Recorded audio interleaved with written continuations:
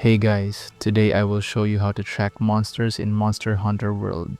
First, open the map to see the area and monster icons if they've been discovered. If not, use the scout flies, which directs you to monster tracks and evidence like footprints and skid marks.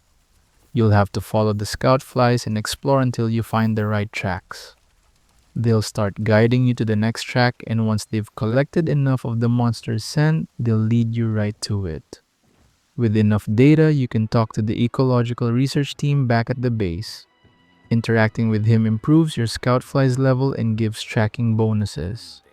At higher levels, scout flies can show you the monster's location immediately when you spawn into an area, along with their weaknesses and weak points, making hunts much easier. Hunting the same monster repeatedly helps unlock these bonuses faster. And that is how to track monsters in Monster Hunter World. Thank you so much for watching.